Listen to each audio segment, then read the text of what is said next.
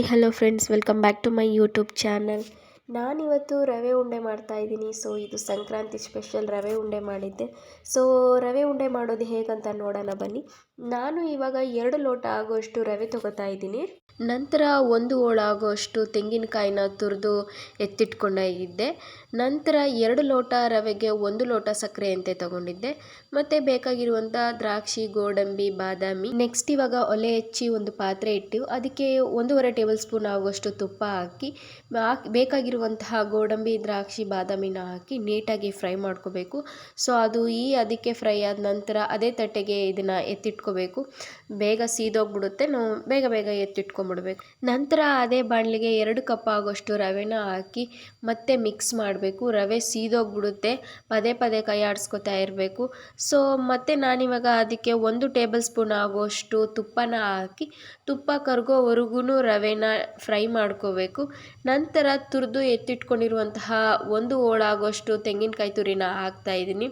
ತೆಂಗಿನಕಾಯಿ ತುರಿ ಮತ್ತು ರವೆ ಎರಡೂ ಅದಕ್ಕೆ ಮಿಕ್ಸ್ ಆಗಬೇಕು, ಅಲ್ಲಿವರೆಗೂ ನಾವು ಫ್ರೈ ಮಾಡಬೇಕು.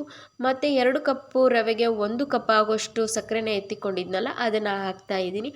ರವೆ, ಸಕ್ಕರೆ ಮತ್ತು ತೆಂಗಿನಕಾಯಿ 3 ನೀಟಾಗಿ ಮಿಕ್ಸ್ ಆಗಬೇಕು. ನಂತರ ಇದೆಲ್ಲ ಆದಮೇಲೆ ಸಕ್ಕರೆ ಮತ್ತು ಏಲಕ್ಕಿ ಕಾಯಿ ಪುಡಿನ ಮಿಶ್ರಣ ಮಾಡಿಟ್ಕೊಂಡಿದ್ದೆ, ಅದನ್ನು ಇವಾಗ ಹಾಕ್ತಾ ಇದ್ದೀನಿ. ಇವೆಲ್ಲವನ್ನು ಮಿಕ್ಸ್ ಮಾಡಿದ ನಂತರ ಕೊನೆಯಲ್ಲಿ ಇದಕ್ಕೆ ಇವಾಗ ಫ್ರೈ ಮಾಡಿ ಇಟ್ಕೊಂಡಿರುವಂಥ ಬಾದಾಮಿ, ಗೋಡಂಬಿ, ದ್ರಾಕ್ಷಿನ ಹಾಕಿ ಮಿಕ್ಸ್ ಮಾಡಬೇಕು. ನಾನಿವಾಗ ನಿಮಗೆ ಒಂದು ಟಿಪ್ಸ್ ಹೇಳ್ತಾ ಇದ್ದೀನಿ. ರವೆ ಉಂಡೆ ಗಟ್ಟಿ ಆಗಬಾರ್ದು ಅಂತ ಅಂದರೆ ನೀವು ಸ್ವಲ್ಪ ಬಿಸಿ ನೀರನ್ನ ಕಾಯಿಸಿಟ್ಕೊಂಡಿರಬೇಕು.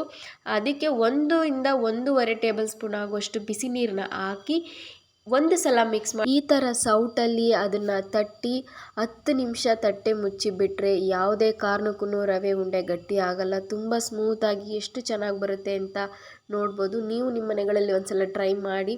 ಸೊ ನಾನು 10 ನಿಮಿಷ ಎತ್ತಿಟ್ಟಿದ್ದೆ. ಇವಾಗ ನೋಡ್ತಾ ಇರ್ಬೋದು ರವೆ ಉಂಡೆ ಎಷ್ಟು ಚೆನ್ನಾಗಿ ಬಂದಿದೆ ಅಂತ. ನೋಡಿ, ಅದು ಅದಕ್ಕೆ ಮಿಕ್ಸ್ ಆಗಿದೆ.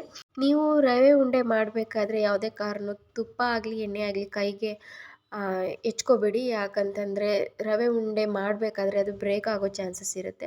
ಸೊ ಒಂದು ತಟ್ಟೆಗೆ ಸ್ವಲ್ಪ ಬಿಸಿನೀರನ್ನ ಕಾಯಿಸಿ ಇಟ್ಕೊಂಡಿರಿ. ಅದನ್ನು ಕೈಗೆ ಹಚ್ಕೊಂಡು ನೀವು ಉಂಡೆ ಮಾಡಿ. ಆವಾಗ ಯಾವುದೇ ಕಾರಣಕ್ಕೂ ರವೆ ಉಂಡೆ ಬ್ರೇಕ್ ಆಗಲ್ಲ, ಇದಾಗಲ್ಲ, ಗಟ್ಟಿ ಆಗಲ್ಲ, ಚೆನ್ನಾಗಿರುತ್ತೆ.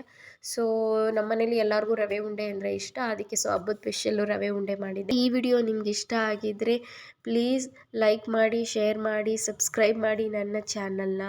Thank you for watching this video.